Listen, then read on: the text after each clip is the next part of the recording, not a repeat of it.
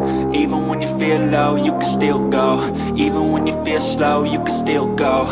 Even when there's no hope, you can still go. I never answer to no, man, I still go. Go, go, go, go, go, go, go, go, go, go, go, go, go, go. Hustle hard, hustle every single day. I'll be making moves till I'm buried in my grave. To the system, I don't wanna be a slave. I've been doing shit my way, or the highway. And in the driveway is a nice range. Cause I grind through the climb, I invite pain. You'll never hear me, bitch, nah. Come on in. We got some information about the Nancy Guthrie case, the possible second suspect involved in the case. It might be coming to fruition. Come on in with breaking news. Even when you feel low, you can still go. Even when you feel slow, you can still go. Even when there's no hope, you can still go. I never answer to no, man, I still go. Go, go, go, go, go, go, go, go, go, go, go, go, go, go, go, go,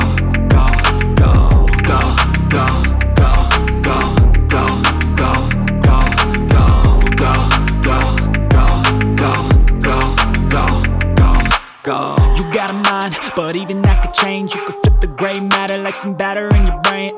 That's why I say, fake it till you make it A. And if you play that game, then you just might make a change. Rearrange all the bad to okay. Take the worst thoughts saying, turn them to a game. Take the best thoughts saying, put them on display. On repeat in your brain till you're feeling no more pain. Never slow yourself down, you can do some more.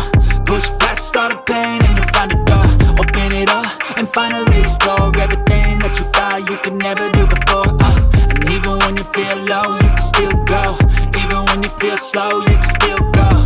Even when there's no hope, you can still go. I never answer to no, man, I still go.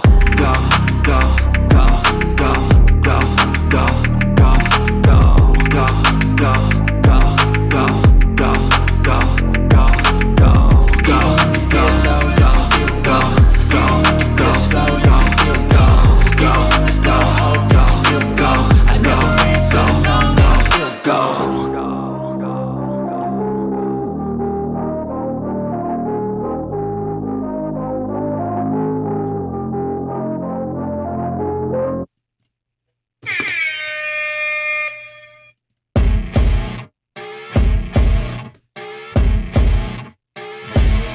As you wake up in the morning, you want to find the latest, greatest information about criminal cases and have an intuitive conversation about the suspects associated with these cases. Head over to the Bullhorn Betty channel on YouTube.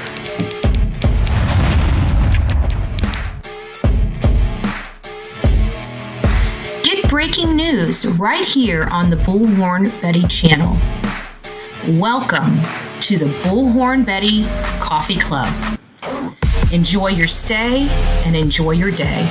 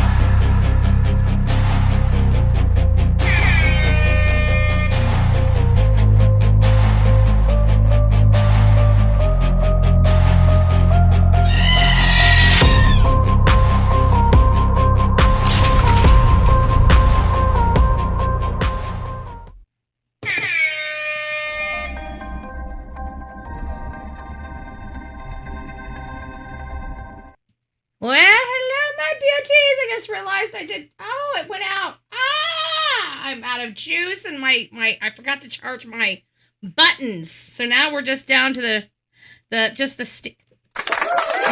stuff. Ugh. Hey guys, it's nice to see you. I'm Bullhorn Betty. We're covering the case of Nancy Guthrie. We've got quite the little lineup to go over of some very interesting information. We've been wanting to know, is this a jammer? Is this a walkie-talkie?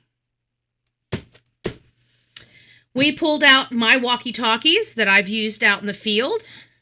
We felt like it looked more like a walkie-talkie than it did a jammer. Well, who was on the other end of the walkie-talkie?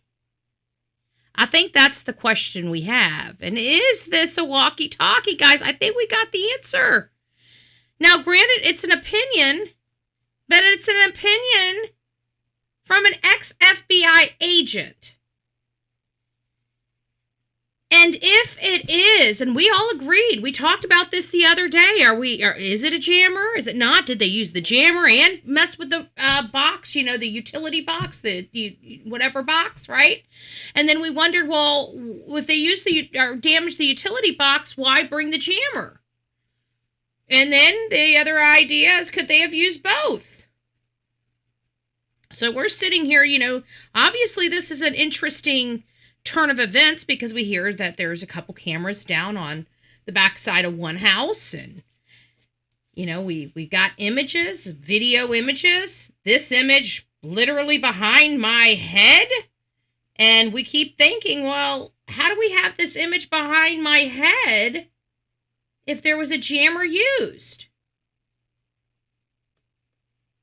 So we find out we have new images, we have new videos. They've been received by law enforcement, but they're not during the time that this kidnapping, moving of Miss Guthrie happened. Does that help support a jammer or damaging of a utility box?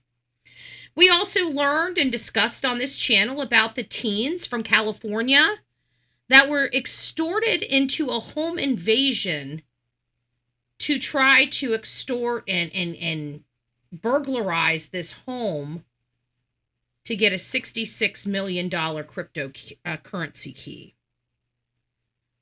Then we realized there was an additional date, January 24th, added. And then we're learning that they chose not to use cadaver dogs in a laundry list of other terrible decisions that many of us believe were made during this case and the investigation thereof.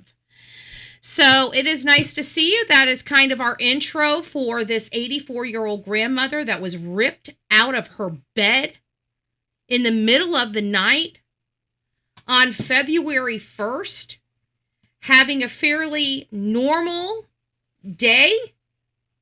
On the 31st, she goes over to her daughter's house, her daughter Annie, and her son-in-law Tommaso, and her grandchildren. Let's not forget there's grandchildren in that house too. And so it was getting late, so Tommaso took Miss Guthrie home. He took her home and made sure she got in the house okay, and it seems like everything was hunky-dory. Nothing happened. From 9:50 is when the garage door closed. I'm sure Tommaso drove out of the driveway, out of the neighborhood, back home. And then all of a sudden, around 1:47, according to the data on her phone, a camera goes offline. Several minutes later, 20-some minutes later, 15 minutes later, something like that. No, 30 minutes later, damn near 30 minutes later. The motion detector starts picking up images and videos of a masked gunman out her front door. And then about 16 minutes later, her pacemaker loses signal, and she is gone, and she's been gone since that day. 2:28, February 1st, marks the time that Nancy Guthrie was last visible to a third party, which is her data. Nobody has seen hide nor hair of her since. Next day, family gets a call. They go to her house. Within minutes, they call law enforcement. Her house is turned into a crime scene. It is a crime scene. Then we see the assailant. People are noticing something in his pocket, and they believe it might be this jammer because one of the neighbors lost their signal. Well, let's listen to this because it is possible that this is not a jammer, but in fact, a walkie-talkie. And if it's a walkie-talkie, well, we did a poll right here on this show. And that poll, all of you, let me back up, many of you, the majority of you believe that if it was a walkie-talkie, multiple people would be involved. Now, mind you, we've had Keith in here and a few other people that have been really pushing this multiple person. You know, they feel like this couldn't have been, this had to have been multiple people, right? This had to have been some type of ring. You know, he was really bought into that. And so were a few of our other people that we were in chat with, at least as one of their theories, a very strong theory. We discussed several ones from the gem heist, which is like this gold bar from, I believe it was like a jewelry show or something like that. We're hearing about these teenagers in California that came over to Scottsdale, Arizona, and home invaded a family for cryptocurrency key and information. So it makes you wonder, who are these people? Who brought them into this world? Are they part of this ring, or have they been hired by somebody? It was a little crazy because, you know, we're looking at Mark Orchard. Many of you are like, who's Mark Orchard? Well, Mark Orchard is a fairly famous producer over in BBC.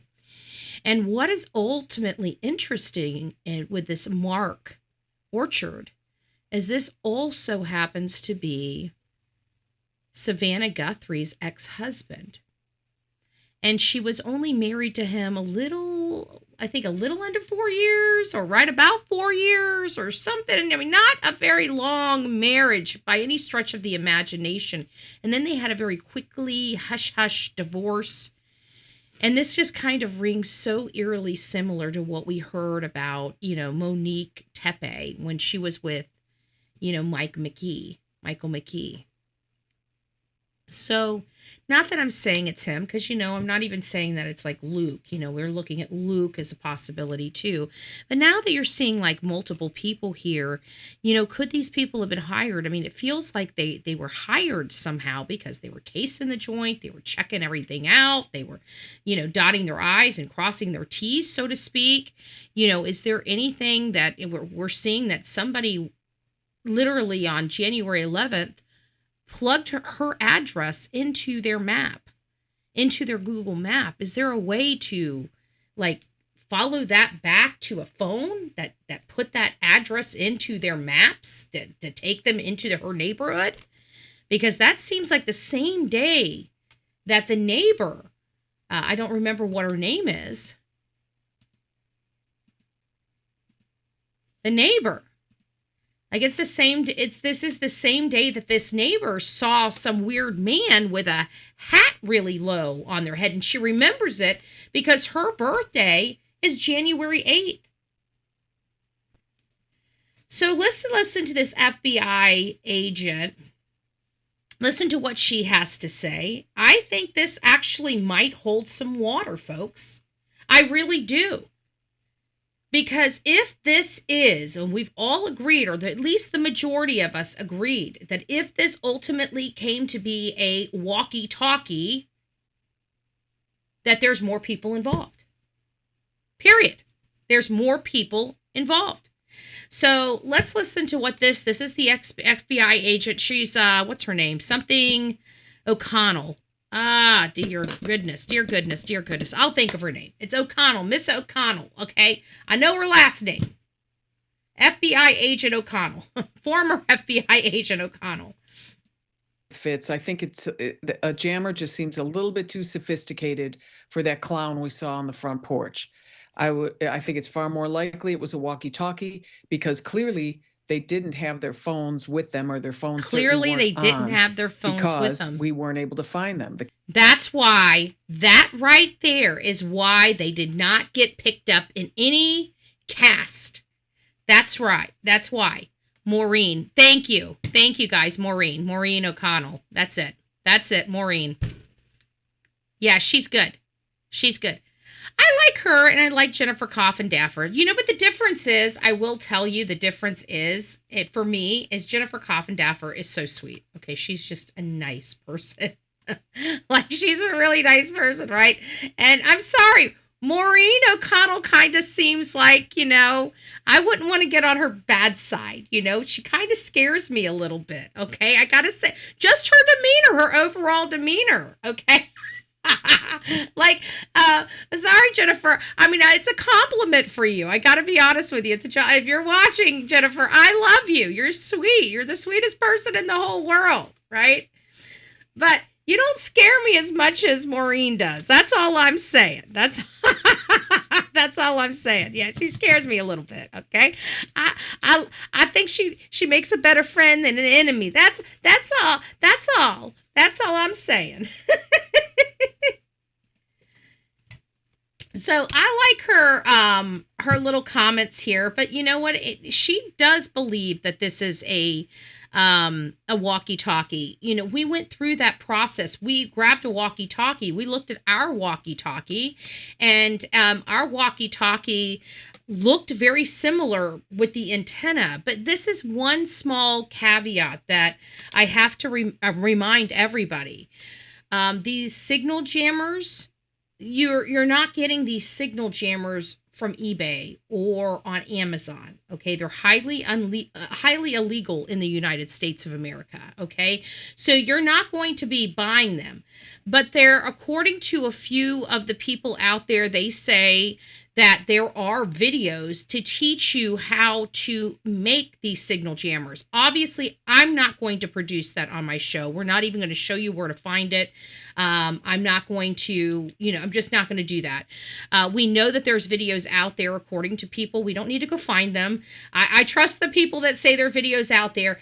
And those videos show people how to convert items, from my understanding, into these signal jammers, okay? And so a signal jammer could look very interesting. So one signal jammer may look very, very different to another signal jammer because they're homemade, basically.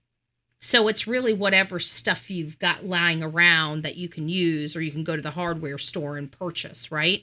So that's going to be what it is for this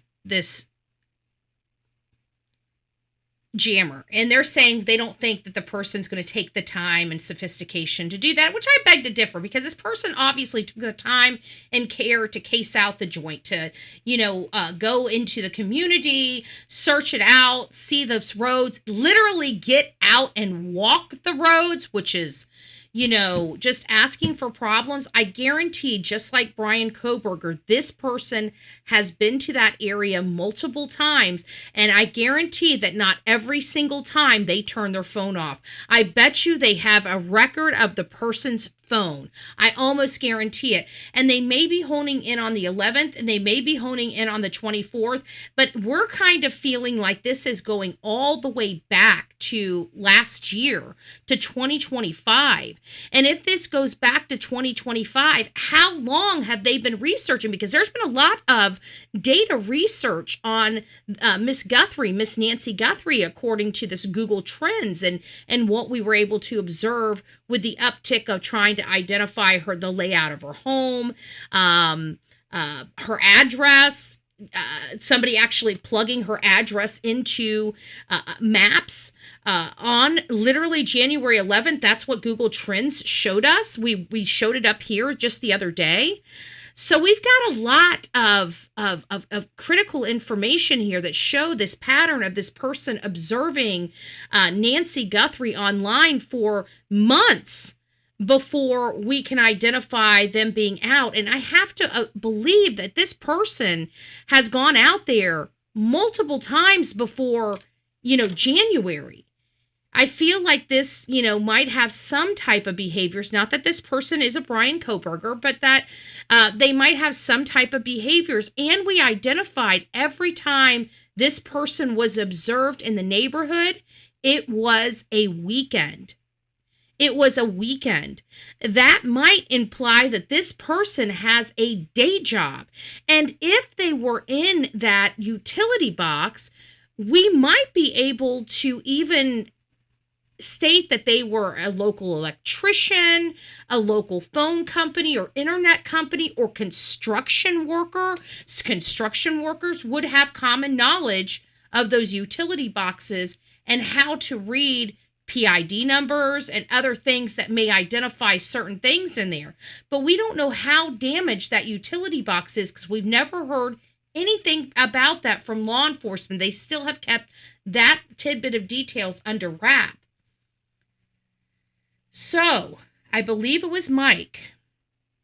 I believe Mike the other day, when he was in here, is the one that stated he believes that somebody called to the person at the utility box with the walkie-talkie. So, this is very good. Here's why. Okay? We're not going to be able to change the fact that this grandmother was ripped out of her bed in the middle of the night by a scary masked gunman that may or may not have killed her in her own home. We are now starting to see that there is a possibility of multiple people being involved. So we're not going to be able to change the fact that she was abducted, that she was most likely murdered. We're not going to be able to change those facts. But I think that knowing that there's a second person involved, there's a few things that are going to, you're welcome. I'm glad my memory works because, even when, I knew somebody had told me about the right hand injury and I couldn't remember. And it was Turkey Man that ended up reminding me of our conversation. And he was right. And I remember it was absolutely him that spoke to me about the right hand injury. So I like to remember if I can. So at least I know I'm firing in all cylinders tonight, at least for a little while, those type of professions use walkie-talkies also. That's a great point. Kevin. Thank you for pointing that out. You're absolutely right. It is, they would be accessible to walkie-talkies. So now we're kind of identifying somebody that has a day job, most likely somewhere in that community. Thank you, Melanie. Melanie gifted a Bullhorn Betty membership. If you received your Bullhorn Betty membership, don't forget to tell Melanie, thank you. That went to Love Yourself. Ooh, I like that name too. Because I'm a love machine. Ow! Welcome to this crazy family we call the Coffee Club, i.e. the Insane Asylum. Grab your straitjacket in your padded room and welcome aboard. Welcome aboard. Love yourself. And thank you so much, Melanie. We appreciate you. We do. Per Brian just now saying FBI was back talking to neighbors again, wanting to know about any workers, construction workers' names. See? I knew it because it just makes sense. So we're starting to see some, some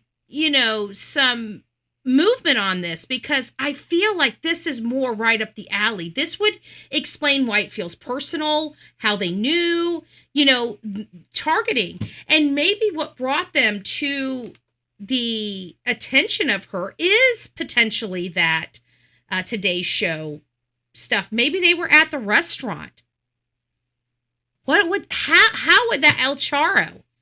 What if, did anybody ever ask? I wonder, it's too late, but I wonder if anybody ever asked, you know what, maybe we should consider sending Mark the Shark or 857 Tucson to El Charo's for lunch to find out if anybody, the day that they were filming, any construction workers were there eating. That would be really interesting. Not that they would probably tell us, but that would be definitely interesting. No? I hope I can become a member someday. Stay here long enough. Stay here. The 3 neighbor guys that moved out of the house afternoon Nancy was kidnapped in that subdivision. 3 neighbor guys. See, I don't like that. That would be crazy. Because I felt like there was somebody in the neighborhood. To be honest with you, hey, JH, it's nice to see you, love. Let me say hi to everybody. We don't have so many people in here. It's nice to see you. I really do appreciate you guys stopping by. I know it's been new since I've been coming out at night. I don't usually have evening shows, but we are building our evening audience up. And we've got a lot of stories to talk about. We've also been utilizing our other channel. Today I was supposed to be at a meeting. I realized it was canceled, or I obviously read the calendar wrong or something, whatever. Then I got involved in this, then I got involved in that. Next thing you know, the whole entire day is gobbled up, and I'm here this evening. So we never got to our other channel to talk about another case, but thank you all for really being here. I do appreciate you. Per Brian, they were talking about this neighbors, and you know what? The Airbnbs, do we know if there's any Airbnbs in that neighborhood? Let's see what we got here.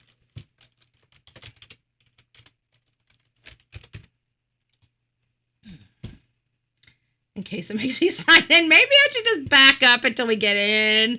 I'm just saying. You guys don't need to see my account. What's wrong with you, nosy people? Good gracious. What's wrong with you? Catalina Foothills, Arizona. Let's just do, what did this happen? This happened over the weekend. So let's go Friday. Let's do a Friday to Monday. Let's just see how many guests. Let's say we've got 1, 2. Let's just say 2, right? Let's say 2. Let's see what we got.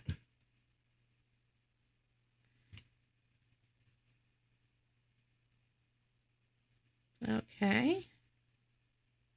All right, I'm ready to bring this back up.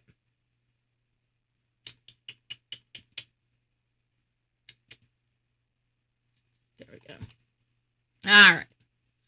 See what we got here. So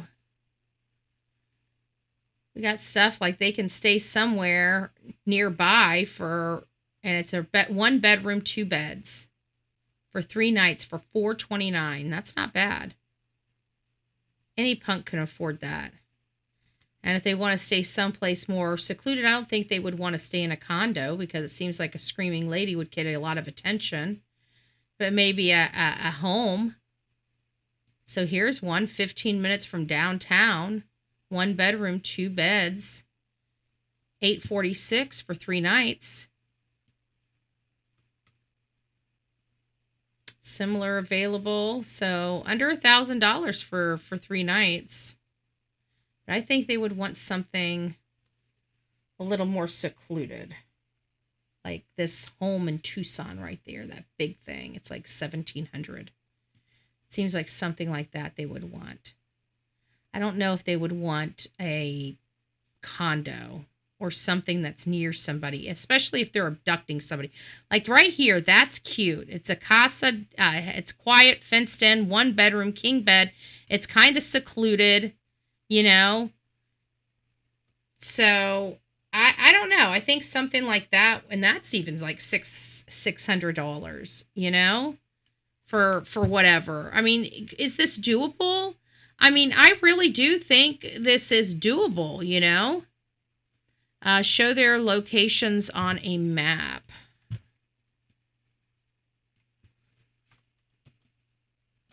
So they're kind of right along here, but I mean, they're all within not all, but most. I mean, I would have to think these higher, you know, ones probably are closer to, because there's Oro Valley. So maybe these up here would probably be, yeah, and these would be the ones like not too far from our house.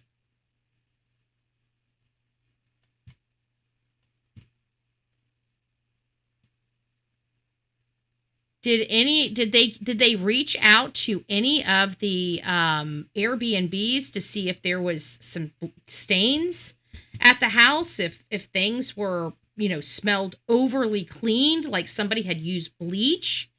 I mean, it's just an angle of potential avenues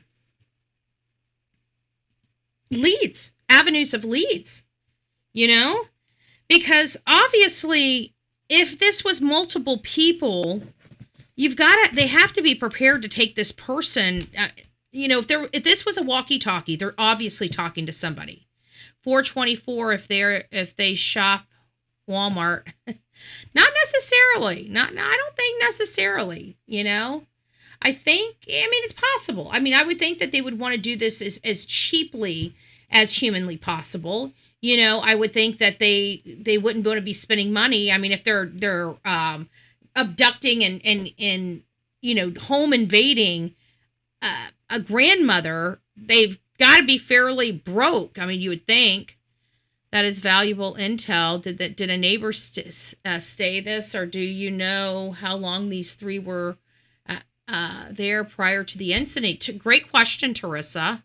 Great question. Betty, on the evening show, we can investigate together, and you will have the information for your morning show. I love the interactive stuff.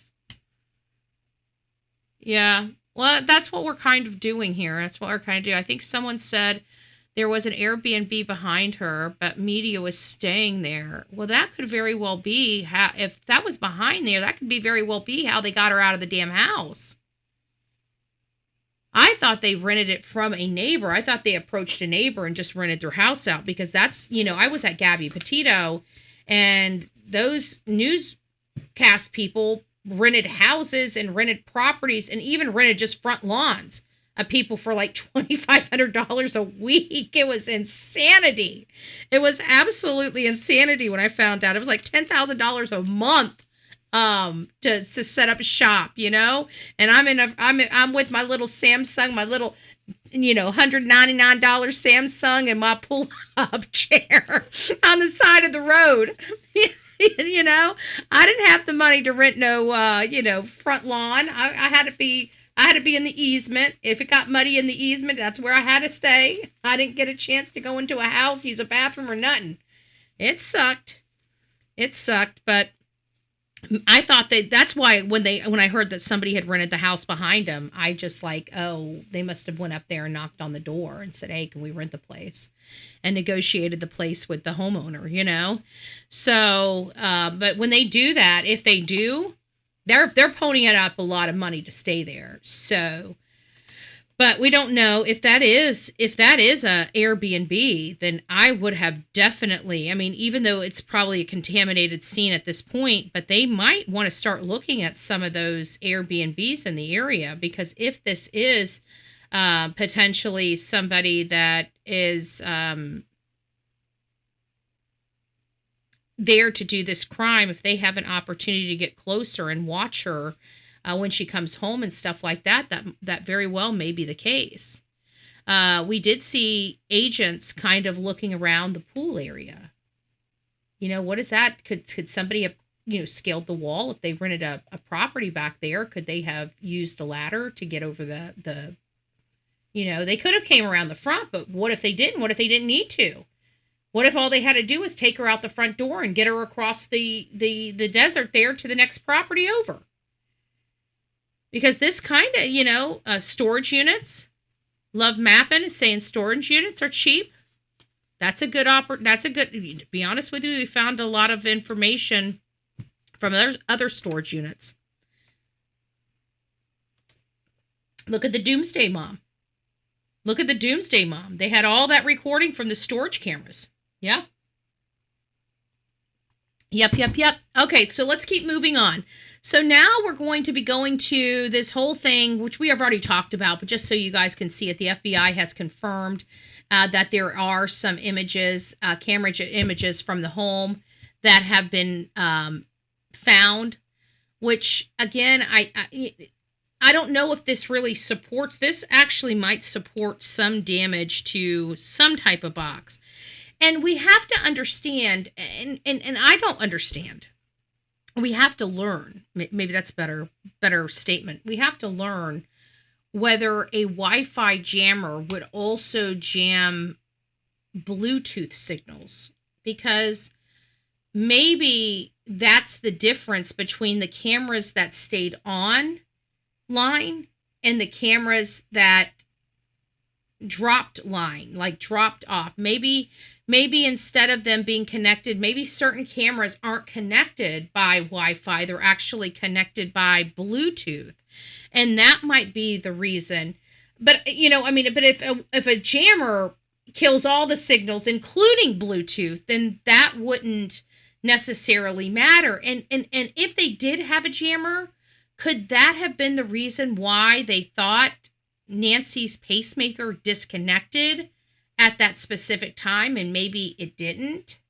I think the jammer brings a whole new line of questioning out if we're looking at it. And then, of course, if it's a walkie-talkie, which Maureen O'Connell, former FBI Maureen O'Connell, believes that it's a walkie-talkie, well, now we're implying somebody else is there. And going back to it being a good thing that somebody else is there, that gives us multiple times to, for somebody to make a mistake.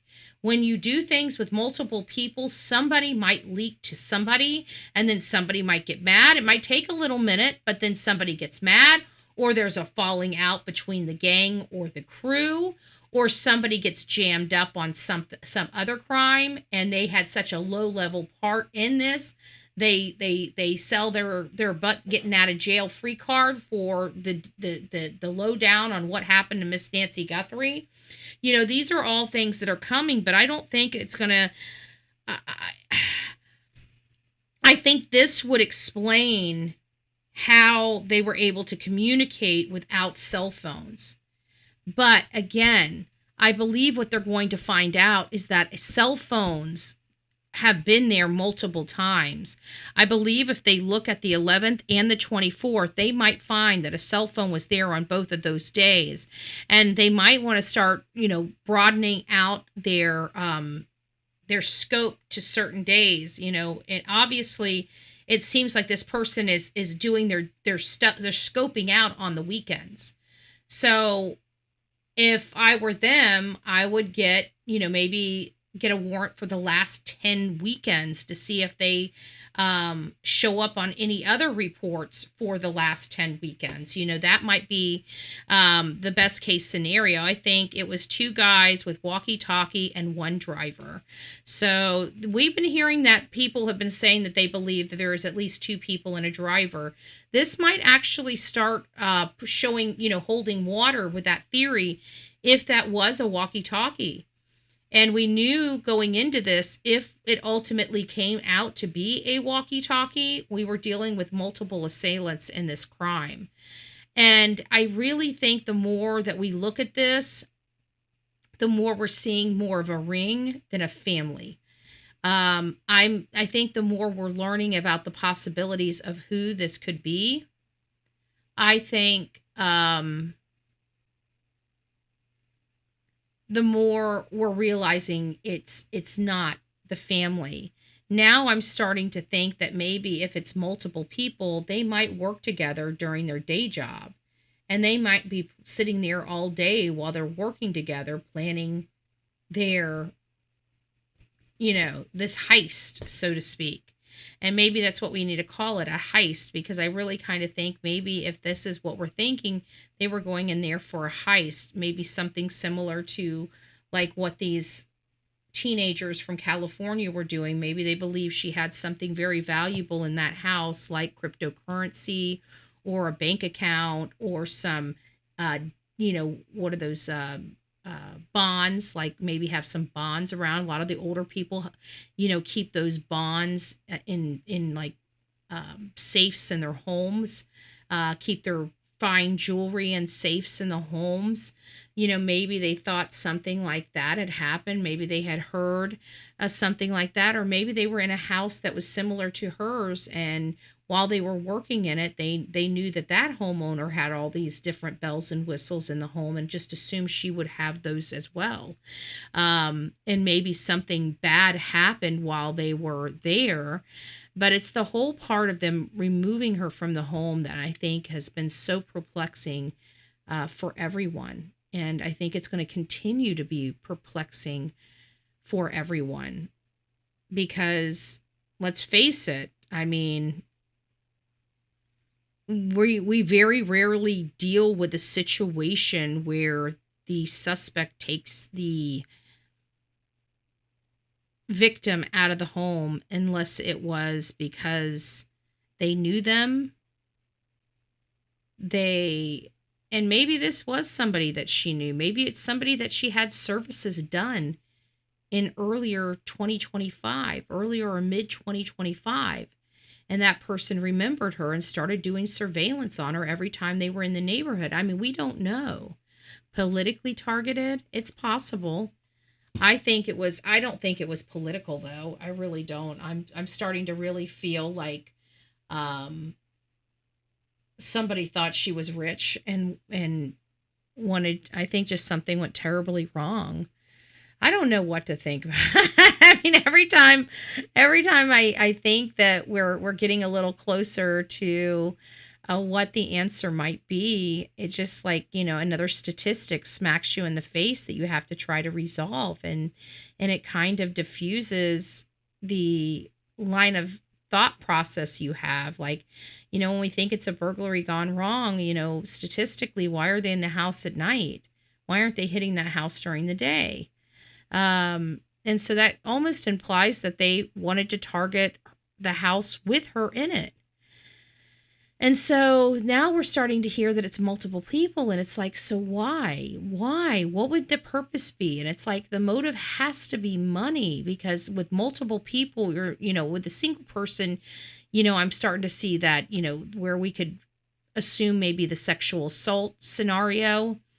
But if you're involving more than one person, then that sexual assault scenario kind of goes out the window. It's just constant. It's constant of trying to really play the tape through to find out who it is. And you know what? It feels at this point that it was somebody in that neighborhood. It's a service provider of some sort. It's a low level blue collar persons that worked together or something like that targeted this lady, came in contact with this lady somehow, and then realized who she was and started targeting her.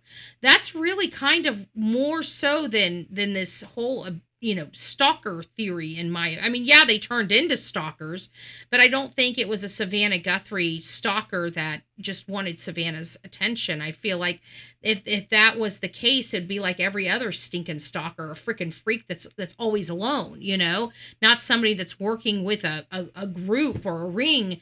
So there's something more here, even with that, which could potentially go back to the whole family dynamic. Somebody in their distance, in their extended family, is somebody in their extended family dubious, or maybe once was a good person but got involved in substances and just turned really, really horrible. And everybody's like that Day chick, and I'm sorry, I cannot find where that Day lady is anywhere.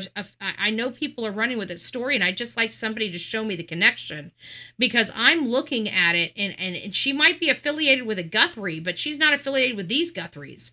And then I heard about that home invasion, guys, and the recording. Somebody was very clear. It was Annie Guthrie's home.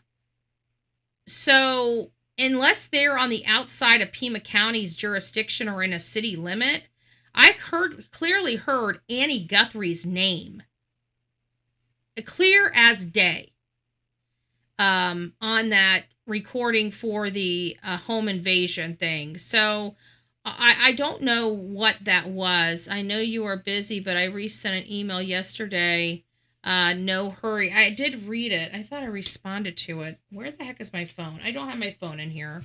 Sorry guys, I'm kind of, it's night, you know, I forget so many things at night. Let me see if I can look it up over here. I remember reading it from you, and I remember thinking, oh, I wish I would have looked at that. Give me just a second.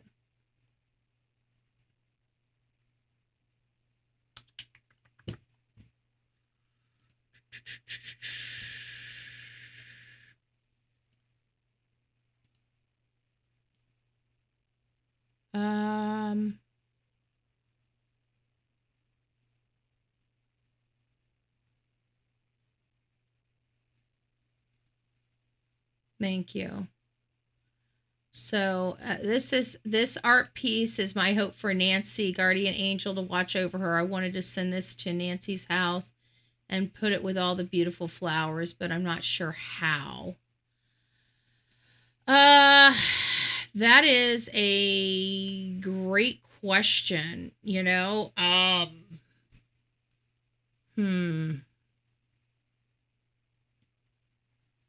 And I don't have an answer for you. Unfortunately, I don't have an answer for you. I don't know how it would get there. I mean, honestly, if somebody's going back out there, or maybe reach out to 857 Tucson and see if you can send it to him, or Mark the Shark if they're willing to share their address with you to send this to them. And that might be the best way. And I would go, before you reach out to them, I would go and to a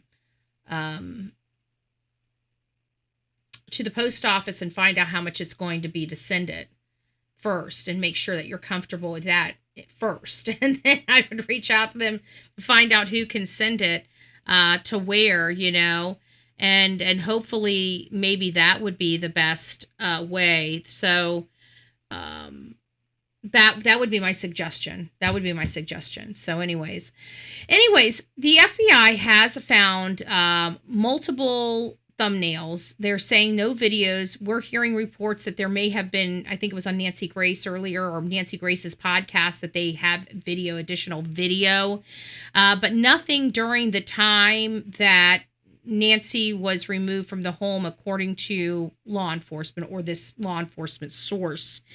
And it sounds like that could bode into a, you know, damage to Wi-Fi or the signal jammer. That's why I want to know if without Wi-Fi, it's okay. I'm just giving it to you. I will also ask 857. Okay, yeah, because he lives out there and he could place that with no problems whatsoever.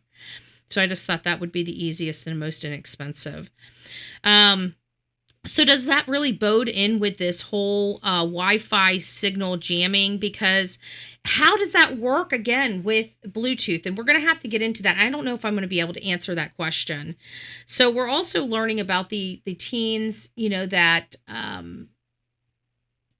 home invaded somebody else, you know, and Jennifer Coffindaffer is actually, she believes these may or could be linked or something similar. Because if these people have not been identified yet, the people that were extorting the teens on Signal, if they haven't been sought and they haven't been arrested, they could definitely seek out some other people and do the same thing. And that very well may be how these people got involved, you know? So it's just, it's insanity to me to think what is going on with our social medias behind our backs, especially with our very impressionable teenage children. If these two people could get teenagers from California to extort teenagers from California to drive to Arizona, Scottsdale, Arizona, to invade somebody's home with them in it in an attempt to acquire a $66 million cryptocurrency key. What is preventing somebody from doing that to other people?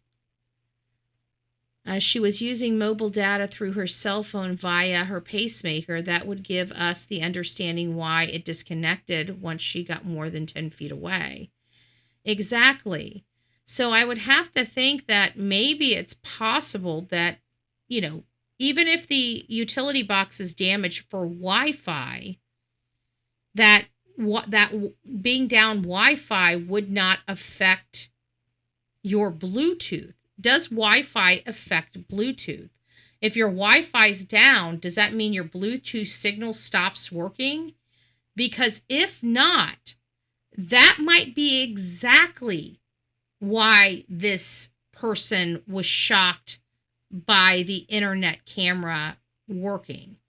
Maybe they damaged the utility box to cut the cable, and he was shocked when the camera was still working, and maybe the camera was still working because of the Bluetooth. What does that mean? Nope what? It doesn't affect it? Or nope, it doesn't work when the stuff is down. Hey, Sam, it's nice to see you. They said that during the break-in call. I'm just trying to make heads or tails, because when it comes to cell stuff, we learn what we learn with the trials, but there's also new stuff that we don't hear about or that were never brought up in trials that, I'm ignorant with the process,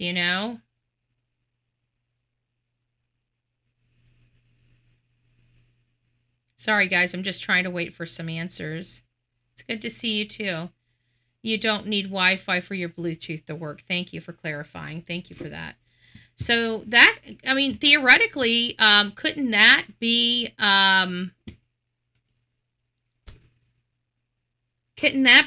the answer, the key to this whole thing right there?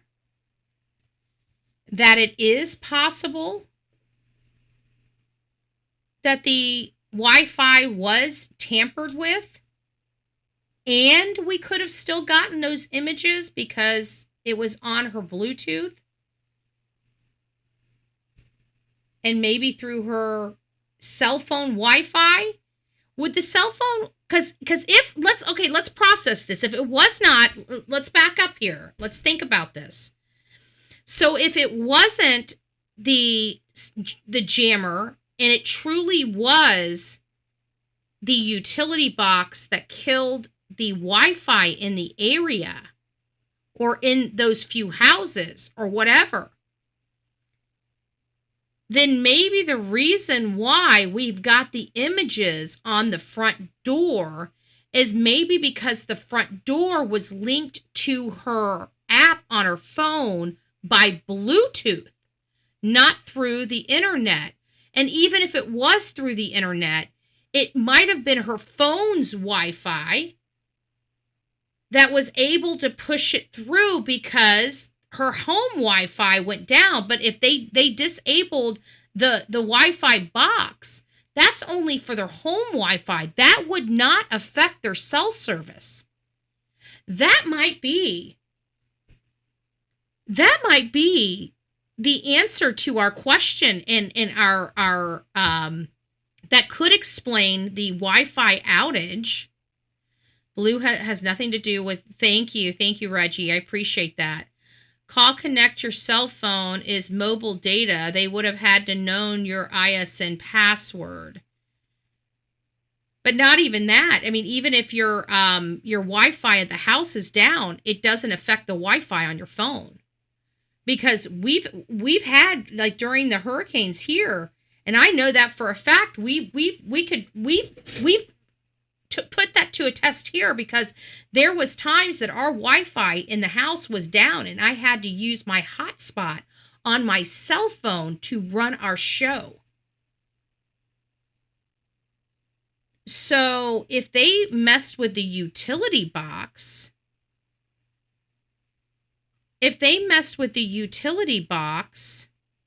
that wouldn't have affected the phone service. that would have only affected the items that were on or connected through Wi-Fi, not through Bluetooth and not through data. That might be it. That might be it. But either way, now we're looking at 2 dates here. We knew about January 11th. As a matter of fact, many people believed that that one video or one photo that was found where the assailant was not wearing a backpack, they told us or a source said that was most likely from a different date. And then the sheriff came out and said that is so subjective because none of these images have any date or time stamps on them. So I found that interesting. And I do believe that when they find that, they know somewhere the metadata is attached to it. I do believe that. So I think somebody did leak information, if I had to guess. The utility box being messed up would mess up the neighbor's camera that are not Bluetooth powered. Yep.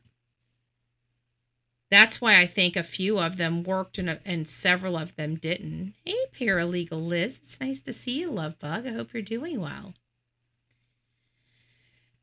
But what if that image of the assailant in that darker background and where he's not wearing the backpack, what if that's from January 24th and not January 11th?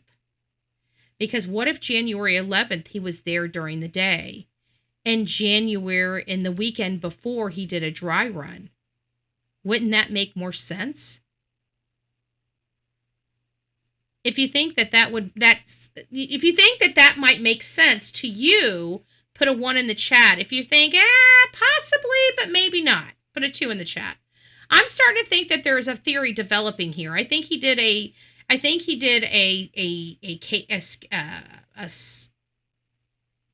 he scoped out the joint during the day, and I think he came back for a dry run at night. And that dry run at night might have been on the 24th. Because if we go back to the neighbor saw him during the day, during like the morning hours, from my understanding. And that was on January 11th. So if he was in the community on January 11th during the day, maybe he truly did come back the weekend before they did this for a dry run. And that's why he was able to be in front of that camera. He wasn't going to go in the house. He was just going through all the steps he needed to do at night to see what happened, to see if anybody called, to see if there was any motion or if any alarms went off or whatever he had to do to prepare himself for that. There was a full moon the night of the abduction. The night without the backpack was much darker. Yeah. But would the person be there during the day on the 11th and be there at night?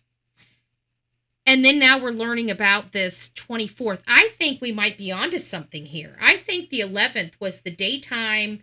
Let's case the place. Good gracious, hard for me to spit it out. Case the joint during the day. The neighbor saw the guy with the hat walking down the street very strangely, very slowly, kind of really observing the area, observing her home, observing the street. That was on the 11th, which was 2 weekends before. Then we go to the weekend before, the January 24th weekend. We find out that they're now looking at that. And they previously told us about that dark image, that there is no date to that, so anything would be subjective. So what if the neighbor saw the weird guy in the street during the day on the 11th? He comes back on the 24th to do a dry run of everything to make sure he knows exactly what he's going to do the next weekend. And then they decide to execute the job the next weekend. That might really work out with what we're hearing and playing out with all of this. Hey, Kristen, it's nice to see you. Sheriff out on the street across from Macy's. Interesting. So I guess 857 Tucson, thank you for giving us updates. I really, truly appreciate that. Give a shout out to him. Say thanks for doing the good work, keeping up the good work. January 11th, Nancy might not have been home. Great perspective. Maybe and this is where it would be wonderful if the, family kind of talked a little bit about this, because, maybe we could answer some questions that we all have like this. I mean, it's not that we're trying to be rude. We're really trying to help. But, wouldn't it be nice if if Savannah or Annie could tell us how often, their mom came to their house? Was this something they did every single weekend? Is it something they did twice a week? Was this, because me and my best friend, we do, like, next Saturday, she's got a funeral to go to, so I'm not going to be going to her house next Saturday. This coming up Saturday, I should say. So it makes me wonder, is this, I have a standing engagement. I have a play date for my puppy every single Saturday. Not only just a play date for my puppy, but a play date for me. I get to see my best friend. It's the only time of the week that her and I get to hang out. And, is this something like that? Because if it is, then this person may have known about that. And if it's not, did Nancy go to their house either the weekend of the 11th or the 24th? Those would be, that would be interesting, because if this is something she does every week, maybe they knew it. It still comes down to why was she targeted? Why did they go to her home? And now we're saying they, because I think we're kind of hook, line, and sinker with this whole, we believe it's a walkie-talkie. And nobody carries around a walkie-talkie if there's nobody on the other end of the walkie-talkie. Okay, so, I mean, we're not, we were born at night, but not last night, How do we know for sure she got dropped off at same as Sebastian? I believe she got dropped off, but I believe Sebastian got dropped off as well. I'm not down with Tommaso being good for this. It's always been a stretch for me. I know it's not been a stretch for you guys, because in all fairness, you guys are so skeptical of everybody. I'm skeptical of everybody, but I do a lot of research, and all the research that I do, I expect whenever I have, we expect to see something. I know, and I do have, equations in there for the people, because we are having an uptick of people's first crime being homicides, which has never been, we used to always have these step cases where somebody started at low level and then, over the years just worked themselves up to homicide. Well, we're finding out, especially with domestics, that these people some of these people don't even have parking tickets. Their first crime, their first everything that they've ever done is a homicide. And so there's a lot of domestic violence that we have. And so, but you do expect to see a few things in their backgrounds, even when they haven't had a lot of law enforcement in their background. And you're just not seeing that. Like, for example, let me give you a good example. You go to their Facebook page and you see some really Debbie Downer type of post. You see, and especially if you've ever been an abused woman, you can kind of see some statements that seem, bad, something really bad happened. So you can always see telltale signs of these things in their history, in their social media, in their financials, the financials that are public, which there's a lot of public financials out there, believe it or not. So there's just a lot of stuff that you can capture that gives you an idea. And I just wasn't seeing that with Tommaso and Annie. So, I wasn't completely bought into it, but I also know statistics, and statistics would honestly tell us the last person that saw her would be responsible or may be responsible. And at that time, Tommaso was the last one to see her. So you heard me in those first few days. Please don't tell me it's the family, please. I mean, I was just like that too, because it wasn't looking good.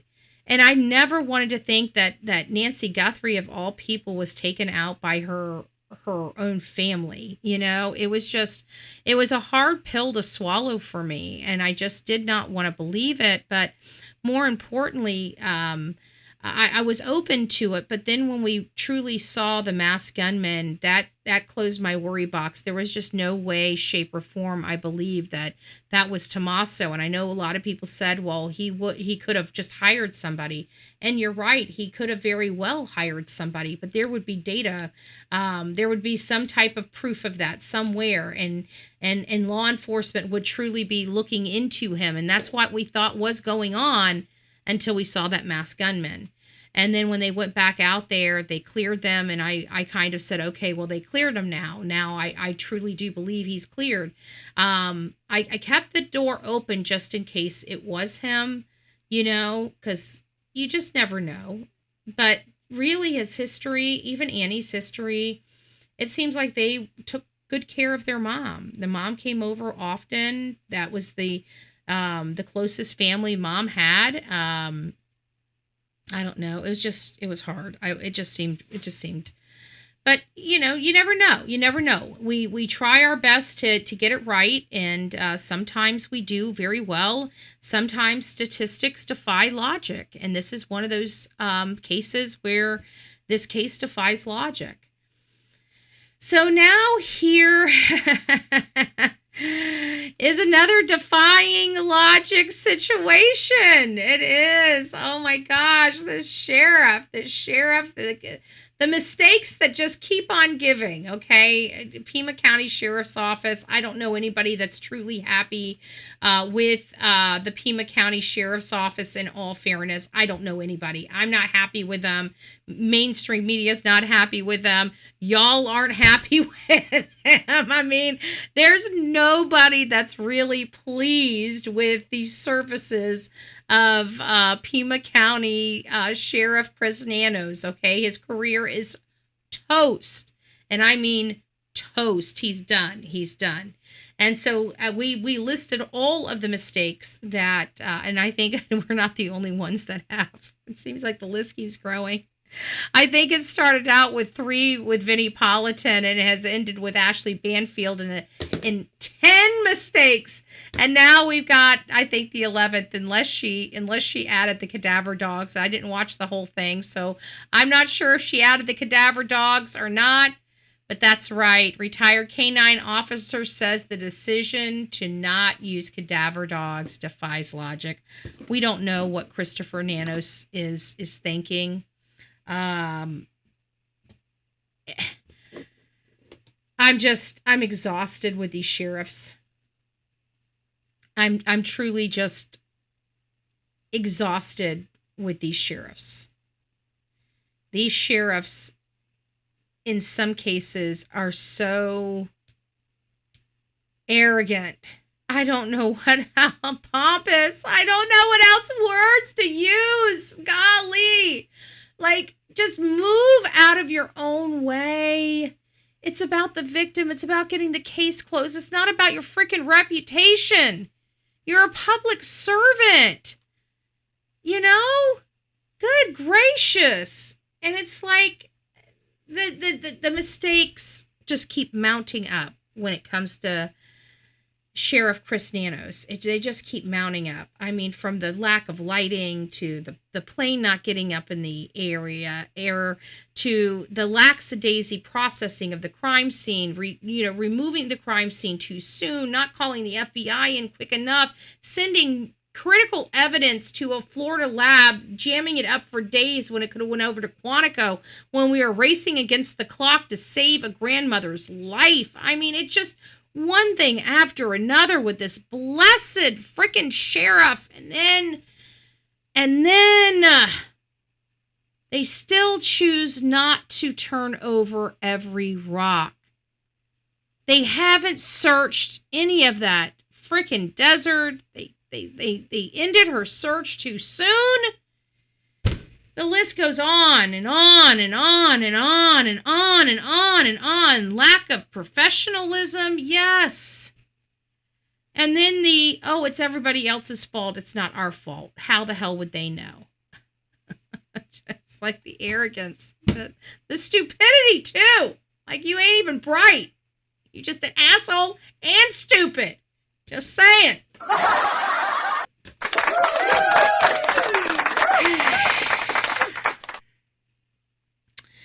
So, what the show really is what the hell is going on in the Nancy Guthrie show.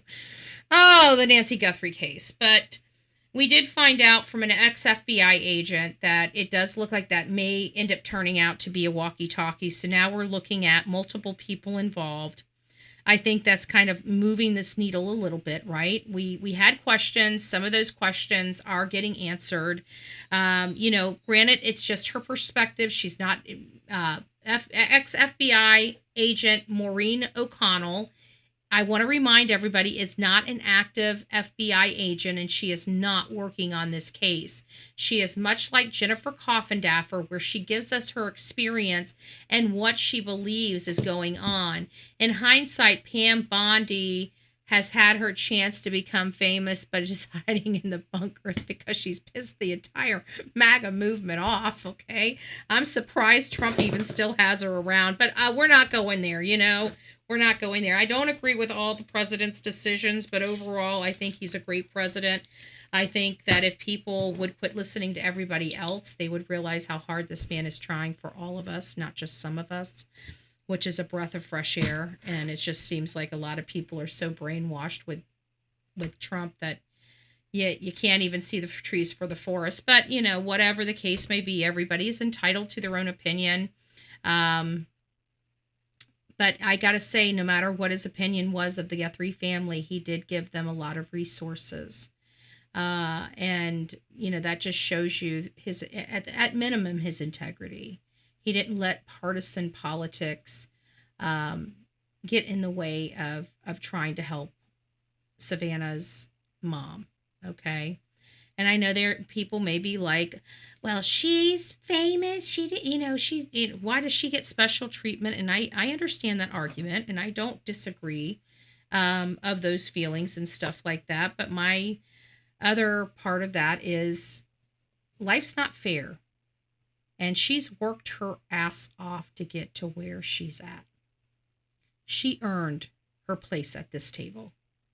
And the president showed her that respect. So I know people may not like it, but again, life is not fair. And I'm saying that from my perspective. Trust me, I'm not getting the Guthrie treatment, okay? And I spent a lot of time traveling with the president. I'm just saying, not literally with him, but definitely around this country, hot trotting, I am a Joe here. So I'm just saying, I would not get that special treatment. And I know just about everybody on Trump's security team personally.